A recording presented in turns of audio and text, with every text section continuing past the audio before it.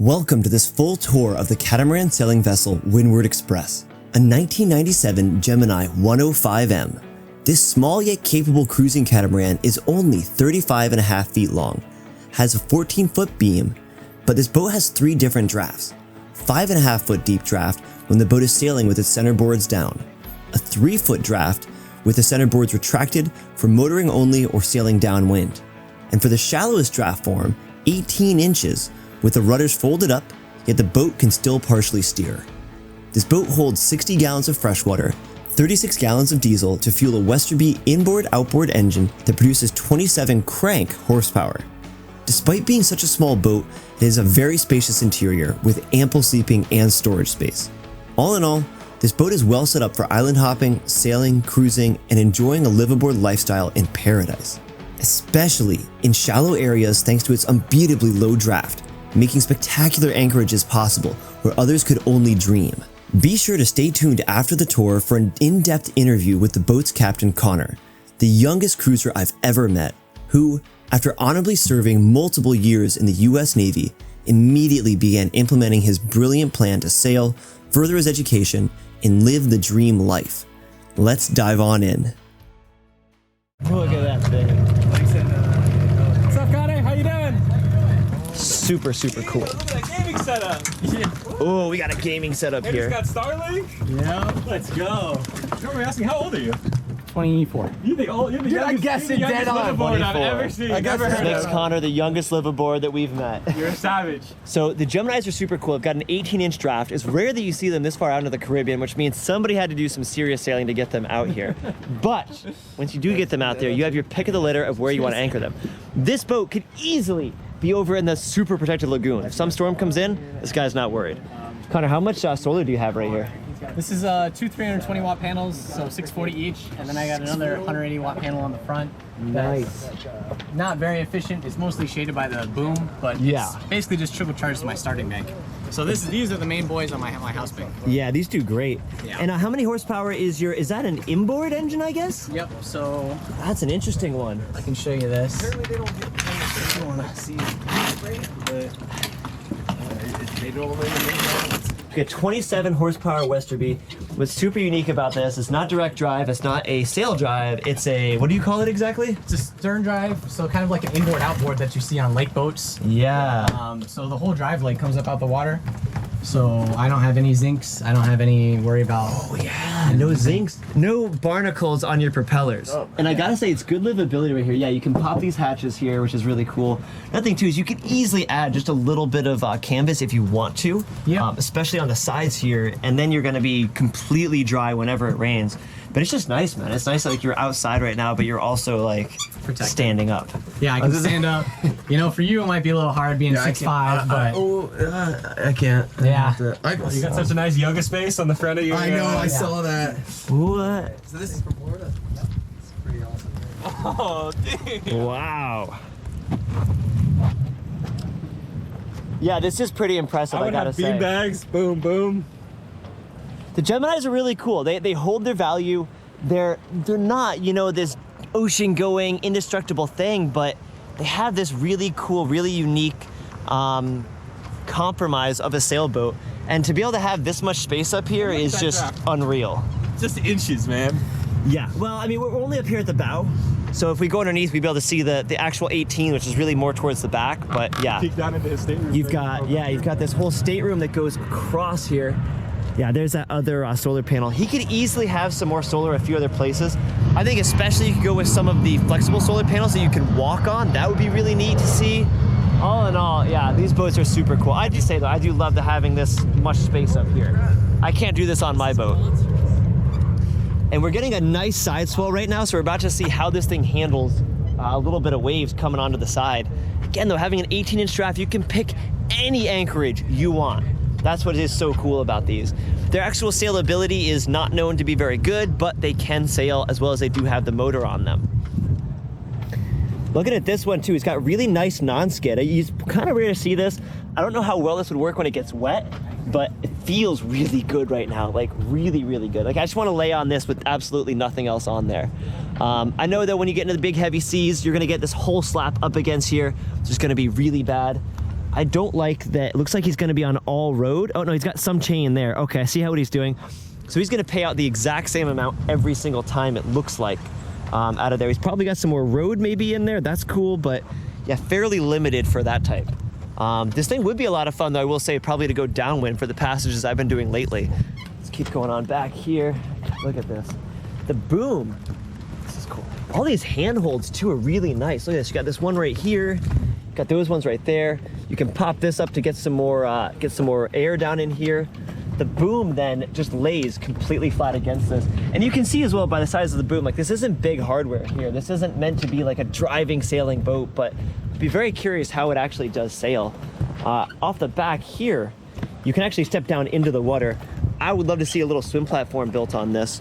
And then on the other side, they put a kicker stand right there. So you could put an extra motor back there in case this one fails. That's really nice. That's just, again, another really, really cool thing about this boat. These things are such a unique compromise. I think that, yeah, there's a good reason why they retain their value so much. Boats like this typically go for about $70,000 back in the US, but that was pre-COVID market. I know we're coming back out of that, so that might vary back and forth a few times. I'm seeing some really good storage space here. Again, you've got your nice outdoor chill living area. Your captain's bench right here with a Raymarine autopilot, so you don't have to spend too much time actually at the helm. So right now we're checking out where the rudders come up, because the boat has an 18-inch draft and you can see the rudder over there. That rudder prevents its 18-inch draft. So what's your draft with the rudders? It's about 3 foot, maybe a little more than 3.5 foot. Okay, so 3.5 foot draft with the rudders, and then with the dagger boards? Centerboards will drop it down to 5.5. Wow. So you've got like 3 options there. So this is what happens when he pulls them up, giving him that beautiful 18-inch draft. So I got 2 lines here and a jam cleat. Open up the jam cleat and you let the long line out, pull the other line, rudders come up, and they're dirty. Can you put that back down and pull it up again one more time? Yep. And I just want to say, folks, real quick, see that stopper knot? That is a very important stopper knot. If you don't have that stopper knot, you are going to have a bad day. All right. Let me know when you want it to go. All right, yeah, go for it. Look at that.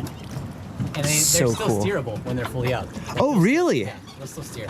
No way. Don't have it. It's not, yeah, the rudder authority's trash. Wow. It's fully steerable. That is so cool. I did not know they could still steer.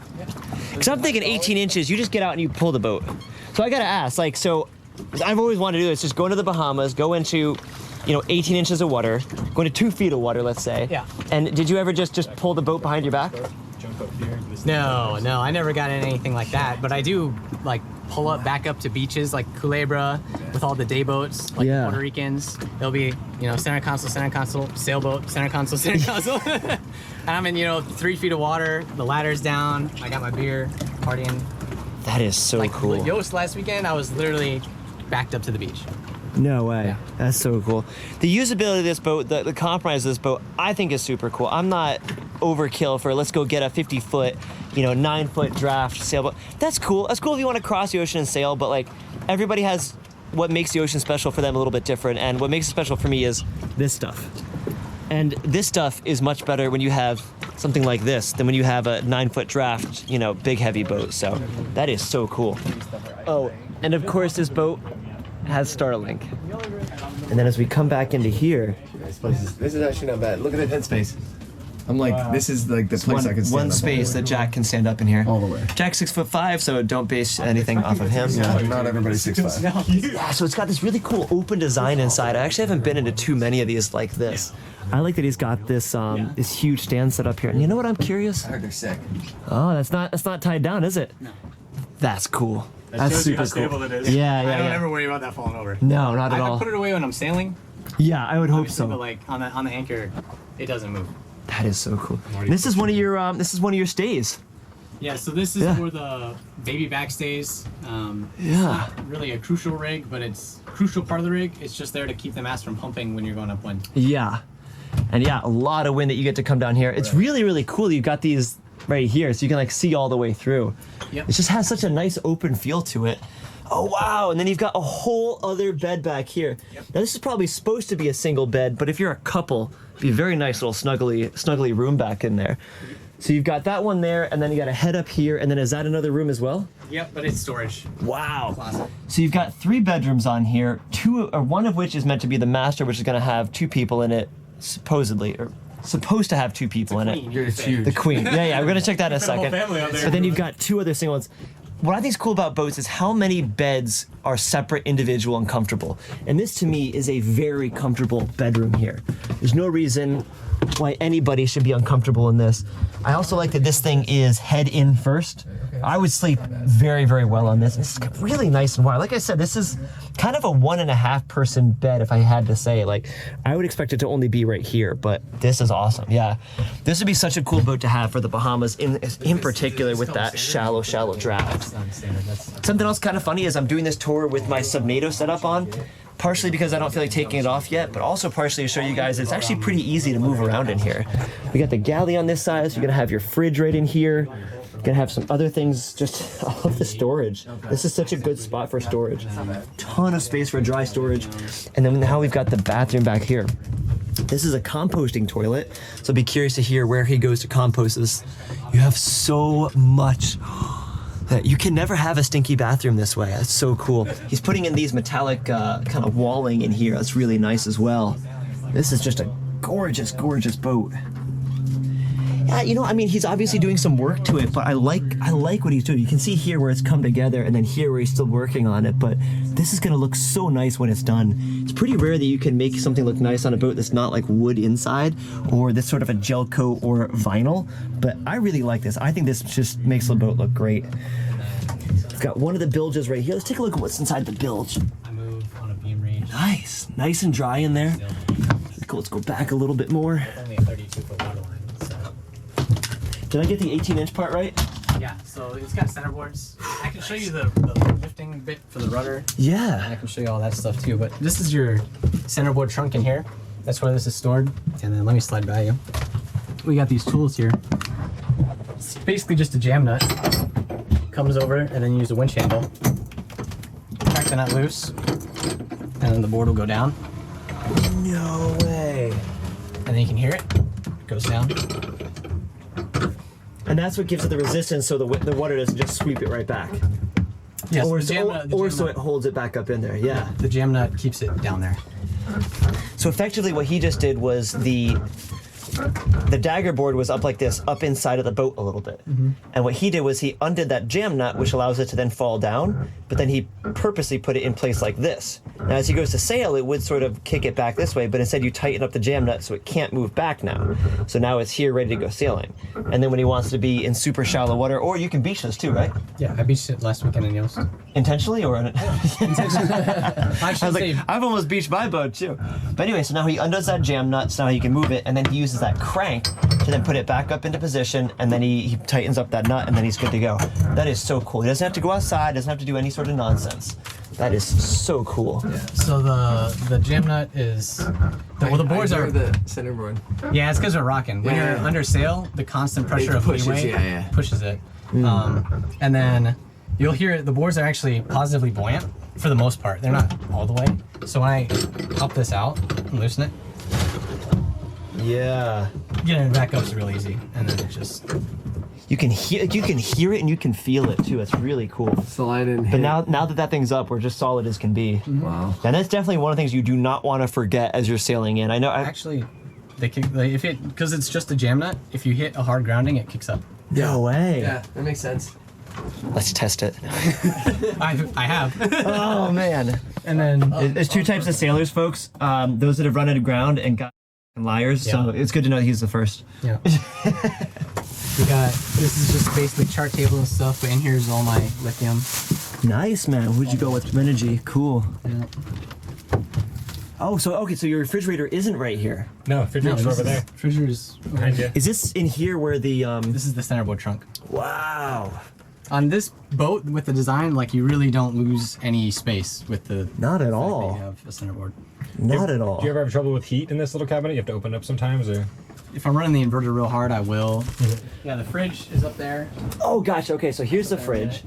Can this run on propane as well, or is this just? No, so standard the boats come with a propane fridge, and Yeah. some of them came with a propane water heater.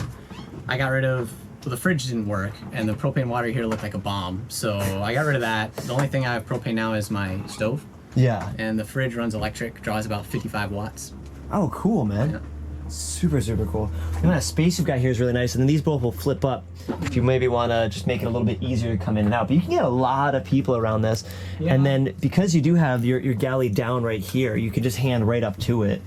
Yeah, I see why these boats are so popular. It's so much more spacious than I thought it would be.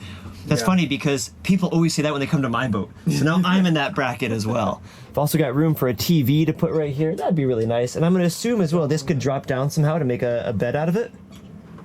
I've never done it. It does unscrew from the post underneath, but I don't have the board that goes here or cushions for it. Yeah. And I got a spare bedroom and. True. Yeah. But you could if you want to. And Yeah, I mean, it's it would be a definitely very cool, like movie place if you wanted Projector to. here or something? Yeah, it'd be very, very cool. All right, so moving on down to the galley in here. And this is it's a gimbaling stove. Awesome.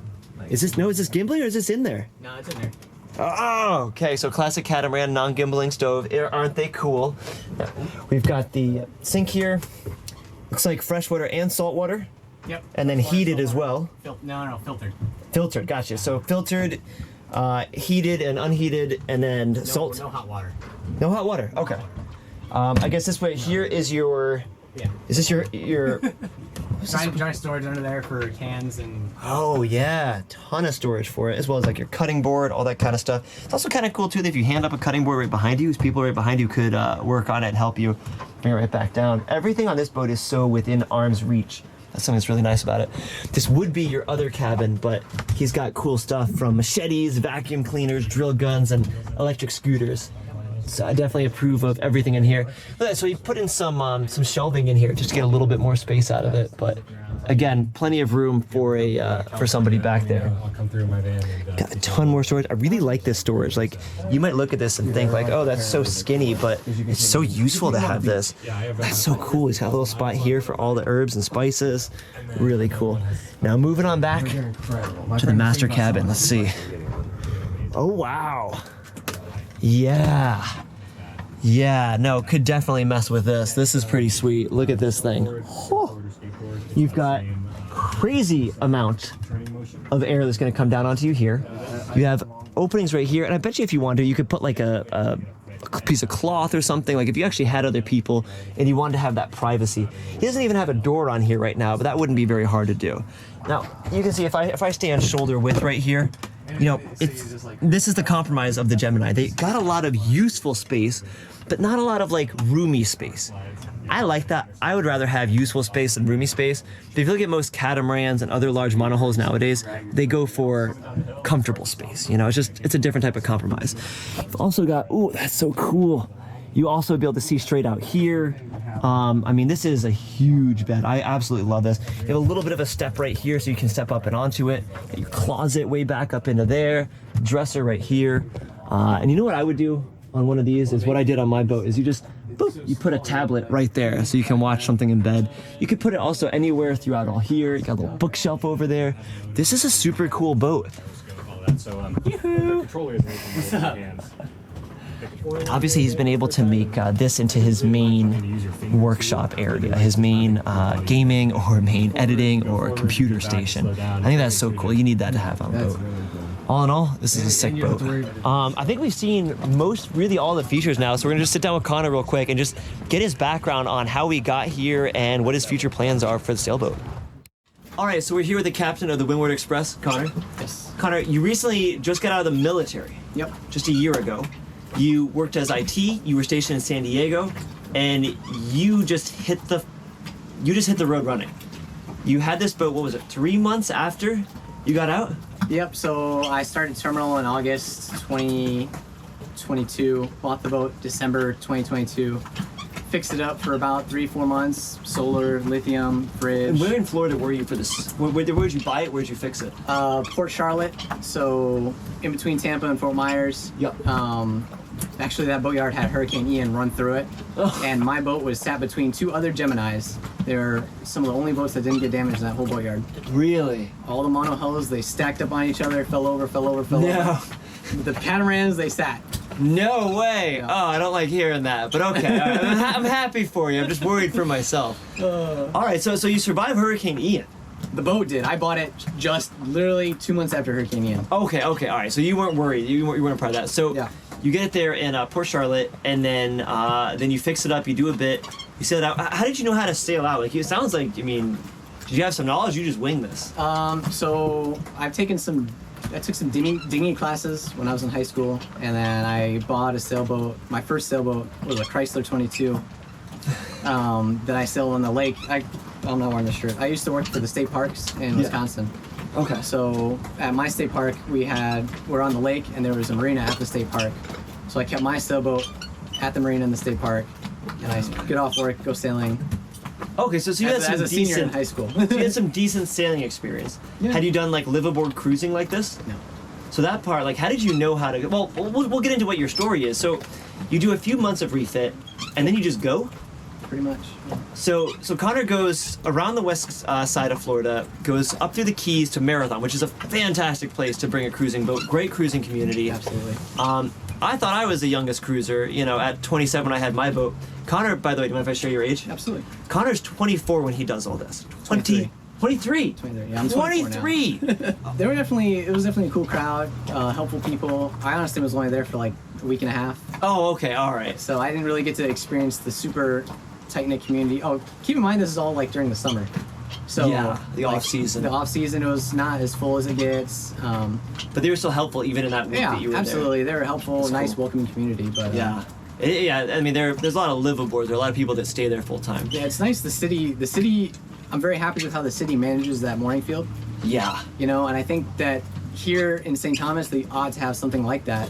They're Because- on it there. They are like really, really on it. Yeah. You then go from there all the way over to the Bahamas. Yep. You cross. Now, being this is a Gemini, you wisely were looking at it and you said, all right, I can go under Bimini or I could go through it. Yeah. And you went through the south bight of Bimini, or of Andros. Yep. Super cool, remote area. What was that like? How long did you do that? Did you just do it real quick or did you try to take any time through it? This is in the So- summertime you did this? Yeah, this was Whew. July.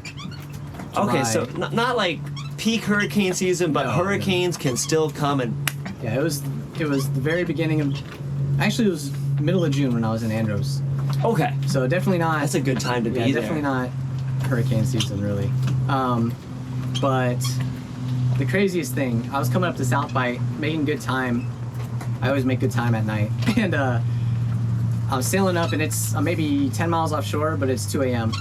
I don't want to try the approach to South Bight at night, No. so I anchor about 10 miles offshore in 20 feet of water. Yeah.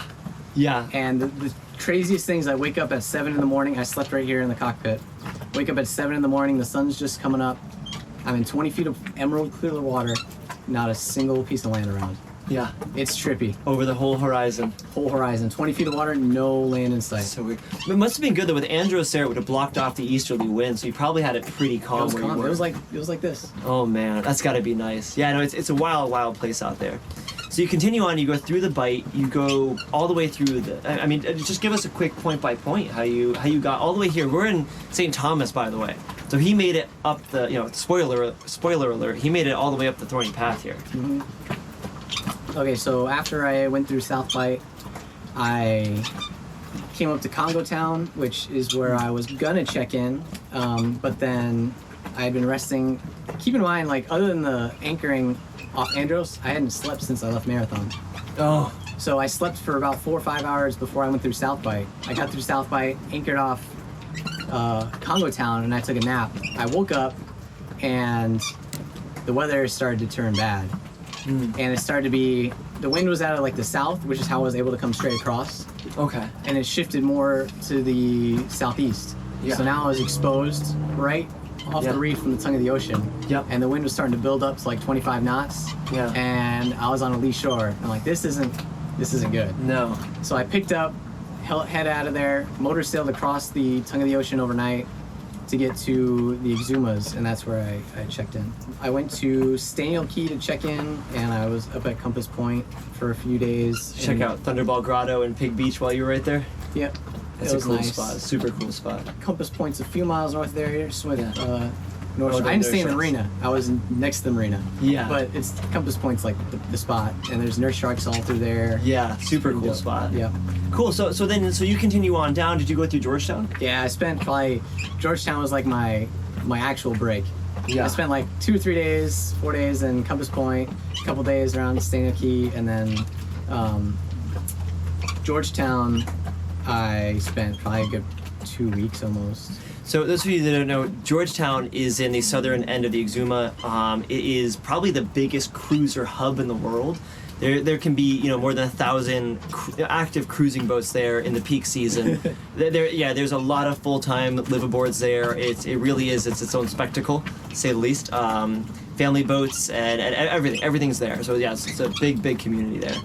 So cool. So you sail. You continue on through. You go south of Long Island. Yeah. Through, I forget what that shallow section's called, but because you're on a Gemini, you can do that. Yeah. You can take And, these super shallow points there. That was interesting. That day there was no wind, so I was motoring. I wasn't sailing. And it's like a bathtub, flat calm, crystal clear water. It's not blue because it's not deep enough to be blue. Yeah. It's clear, like a Yeah. bathtub. And I'm motoring, and I motored around the south coast of Long Island as it turned to night, and I was basically chased by a thunderstorm all night. So I was coming down south. Let me do this. So I'm coming down Long Island, and there's a thunderstorm moving here, and as they usually track in the Bahamas, it was going west to east. Yeah. So it tracked behind me, then I rounded Long Island, and it was tracking towards me, and like around 2 in the morning, it just dissipated. But it was cool because all night I'm watching the thunder, and I'm like, Yeah. oh, this is where it is, this is where it is. It So I'm can just seeing lightning. It was pretty fun. So you get through there, and then how did you end up leaving the Bahamas? Where was your point from the Bahamas to? Did you go DR? Or I did went you? to Turks, Okay, so Turks and Caicos. Yep. And then from Turks and Caicos, where'd you go next? the DR. Okay, and then you going through Luperon? I came in through Luperon. Good on you for getting out of there, because a lot of people get stuck in there. I hated that. How was in that there- passage for you, by the way, from Turks and Caicos to Luperon? Was that a tough one? Some of the best sailing. People always say that's terrible. Oh, it depends when you hit it. Trust me. I got lucky, I guess, because I was Yeah. sailing about 8 knots. I had a double reef main, single nice. reef head sail. So it was blowing about 25, 27 knots. Long period waves, though. Yeah. So, and I'm taking them on the beam, and I'm just kind of rolling with them. 8.5 knots, sleeping overnight, That does sound nice. Yeah. Yeah. It must have been a good wind direction as well then, too. You said beam reach, so Yeah. that sounds really nice. It's moving. And I just double reefed the main because I was going to be sleeping. I didn't Yeah. really need it to be double reefed, but I was like, if I'm going to go ahead and be sleeping, I ought to double reef the main. And I think this is a good point. So you motor it when there's no wind, like every other sane sailor, but Yeah. this boat is a true sailing boat. Yeah, absolutely. That's cool. I think that's a bit of a misnomer. To be fair, I've always looked at Gemini as like, they're not real sailing boats, but they really sail. They really sail. I mean, what would you say from Florida here to the Virgin Islands? How much of that do you think you motored? If you had to put like a percentage on it. 50, but that's only because the times I motored. Yeah. It wasn't like motor to the next place to stop. It was like, if it's gonna be flat and I'm gonna motor, I'm gonna go 250 miles. To be fair, I'm probably sitting at maybe 60% sailing to get from the Bahamas to here. Yeah. If I had to say it, because this is the thorny path. Yeah. And if there's only a little bit of wind or no wind, you just take it and you Yeah. motor it and you get through it. You do it. Absolutely. So was it pretty more or less easy? Did you go from Luperon to Samana, or did you go Luperon to Puerto Rico? So I was in Luperon for all of 10 minutes. I got in there. I realized I hated it. I checked the weather. You love it or you hate it, Luperon. Yeah, it was dirty. It was just like crowded. I didn't know what the hell was going on. I'm like, you know what? Because I came in there first light, basically. And I was looking around. I'm like, I don't really like this. And I checked my predict wind, and it's like, it's going to be flat today. It's like, you know what? I'm just going to send it. So I did the whole North Coast in like one day. Got around near Samana, and then I had an electrical fire on the motor. Oh. So I had to turn around and stop at Las Terranas, which is a beautiful part of the country. Yeah. Repaired my wiring harness overnight, then motored around the next morning to the first time I stayed in the marina, which is in Samana. Beautiful marina on a resort. Okay, So I another paid cool thing about the 20 Gemini, yeah. you fit in a monohull slip. Yeah. That is cool. That is worth bragging about. Geminis, they're a very, very cool compromise of a sailboat. Every boat's a compromise. Gemini is a very unique one. Yeah. So cool. it's $20 a night. Yeah, no, it's cheap, and there's some really cool stuff nearby. You can walk actually through the jungle. They don't recommend it. It's a heck of a hike, but I loved it. You can hike through the jungle to a motorcycle rental shop. Yep. And then you're free. And then the town is right there. Yeah, super cool. Super nice. And there's pools in the. It was great. Yeah, no, it's cool. But that was your first marina. Yep. That's awesome. That's the way to do it. So you really are. You're as live aboard as you can be out there. Don't be out of marina. Be on anchor. Anchor's better. Yeah, it really is. Oh, it really is. Cool. So you work your way up here to the Virgin Islands. So we're in St. Thomas. Yep. And now you're going to school here. Yes. So it's really cool. So did you come here, stop, and you're like, you know what? I wanna chill for a bit. What was your reason to go to school right here? I sailed down here with the intention to go to school here. Oh, okay. So this was the mission. Yeah, this So was the you're mission. like, I want to go. That's why I skipped a lot of stuff. Yeah. Because I left, I'm talking, I was going through the Turks and Caicos in July, Dominican around August. Like, I had to be here like August 15th for school. So that's why I was kind of like marching through these places. Upwind for all of that. Yeah. So you had to be here, you said it was August 15th? Yeah, August 15th classes started. And when did you get here? I actually got here pretty early, like August 5th, August 6th. That's not that early in terms of a weather window could have shut you out from it, a bad. Yeah. And especially, the Mona Passage, if that's rough, you don't want to be on that. That was another spot where I was like, it's flat comm, we're motoring. Yeah, no, I did the Mona Passage when it was flat, but man, the stories I've heard of Mona, I think it's right up there with what was the other one we just talked about, Tongue of the Ocean, and a lot of the spots. People say things about Tongue of the Ocean. I didn't have issues. No, I'm thinking Gulfstream and Luperon. Okay. Yeah. I met myself and a lot of people. We got pushed pretty bad for that. But again, sometimes you just hit the swell right. Maybe the interval is just right per your boat. Can I ask you, what is this boat like in heavy seas? Does this boat get thrown on? Do you get hull slap? What's it like? Oh yeah, hull slap. So on upwind, it slaps. You can bear off a little bit. Your VMG goes. Can you swear? Yeah. Velocity made good. Yeah, VMG goes to when you're going upwind in heavy waves. So you can bear off and you won't get that as much, but then you're not going to your you're direction. not going anywhere. Yeah. So, you're not making good velocity at that point. Yeah. Downwind, the worst stuff I've been in downwind was off the west coast of Florida. All right, folks, the GoPro got a little bit too hot. That's why we're so much later here. So we're going to try to pick back up where we were, but can only do so much. But it's all right. We got to wrap this up anyway because this man plays Helldiver 2, and or 3. 2. Oh, it is 2? Yeah, 2. Okay. Anyway, and I really want to see this game, so we're going to go through it real quick. I think I'm just going to kind of change the conversation over to what do you like best about this boat, and what would you really love to not have to deal with or change? I like best the shallow draft. Yeah. The livability for a single man, Yeah. and the ease of maintenance for my rig. So most catamarans have the rig, you don't have backstays on most catamarans. The rig's outboard, a lot of different rig. This basically with off a Catalina 36 or something. It's really? pretty standard monohull rig, double spreader, backstays, Split inner backstay. forksets. Yeah, split backstay.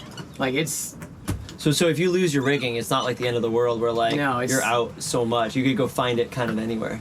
yeah, and tuning it's straightforward. I mean, I tune it with a adjustable wrench. Yeah. So everything is nice having the small boat stuff. Yeah. The draft, obviously. Yeah. And then just being on a catamaran. It's flat most of the time. I will say, this one is a bit more rolly than most cats, but you look at how we are sitting beam on to waves, and this is where it gets shallow. So this is actually where in bad seas, right here is where it breaks, actually. No, Blake was saying that. He was like, you don't want to be here for that. Do you ever take it into that, do you ever take it to that little lagoon right here? Haven't had to yet. But that would be awesome yeah. to know that you have that option. I can park it right in there. Yeah, that's super cool. And then what do you wish you could change? What do you hate? What do you hate that you can't change? The bridge deck clearance. Bridge deck clearance. Oh, the whole slap. Yeah, so underneath here, it's only about 5 to 6 inches, and it pounds. Every catamaran will pound in really big seas, but this in short chop just pounds a little bit. And I'd say that's the only design. Does it just annoy you and explain to the viewers? Does it just annoy you because you just keep feeling and hearing this? It's annoying. It feels a little disconcerting and uncomfortable when you hit it, and it's oof, oof. You're like, is this gonna break my boat in half? Yeah, but it won't. But that's because it's loud. Yeah. Because it hits the bottom here, and it basically echoes and reverberates all through this and pushes out into the cockpit. The sound does. Oh wow. So it's loud when you're sitting in the cockpit, and you're like, oh my god. And also if you're sailing close hauled and the chop's real short, it just kills your progress. Huh. Kills your progress. Like you'll get stopped a lot by that pounding. Like dead stopped. Not dead stopped, but I mean Slow speed. yeah, like Interesting. your speed will drop off. I'll be sailing at 5-6 knots, and then I'll get a couple pounds just right, and I'm slowed down to like 3 knots. Oh, wow. Until it's smooth, until it Smooth catches out. the right wavelength and goes. So you bought this boat in the summer of 2022, right? December 2022. December 2022. Okay, so still on a lot of the COVID high, so prices were up. Would you mind sharing how much you got this boat for? You don't have to if you don't want to. 68 after tax. Oh wow. Okay. 68 after tax, which was pretty good for the time. Yeah. Boats were going for much more than that. Yeah, and then now there's a lot of these boats. Obviously, there's a big forum. Yeah. I see some people with the newer boats selling them for the same price, like an 8-year newer boat with options, selling it for the same price, and I'm just like, oh. But it's not common. I mean, these boats are about as bottomed out for depreciation as. Like, I can't imagine this boat depreciating much lower than like 60,000. Yeah. At the end of the day, it's still a catamaran. And with No. that crazy shallow draft. I mean, particularly if you shallow sell it on the east coast of Florida, where the Bahamas is just a hop skip away, and the dream of the Bahamas dream is right there. Yeah. Yeah, that's super. So, That's I'm super not super cool. Too worried about the price falling out from under me on these boats. It will Yeah. a little bit, but it's not terrible. Yeah, I think more so that's just kind of the COVID, the response to COVID. It was a huge price hike, Yeah. and now we're starting to enter the huge decline. Well, dude, thanks so much. I really appreciate Absolutely. it. It's cool getting to see your home here and your lifestyle and all that stuff. And again, I think it's super cool that, like I said, you're one of the few Gemini, these smaller catamarans I've seen out here. And Yeah. the Bahamas for sure is the best place for these, but I'm sure that you found a few nooks and crannies that nobody else is getting into, that you're like, Like I'm telling you, I park up to the beaches next to the day boats, and it's a good time. It's like the look on people's faces when I back this thing up, right next to their center console. It's like, yeah. that's right, yeah. This goes here. But I live here, but I have 3 bedrooms, but I have Yeah. a bathroom and a kitchen and everything else. And Helldivers too, which I'm super excited to go see. So that's awesome. So dude, thanks again, man. I appreciate it. Absolutely. Thanks for joining me on this adventure. I hope you feel inspired to begin adventures of your own. Don't forget to like, comment, and subscribe. For an exclusive, in-depth look at this adventure lifestyle and to further support my channel, become a member of my Patreon crew. Link in the description. I'll see you on the next adventure.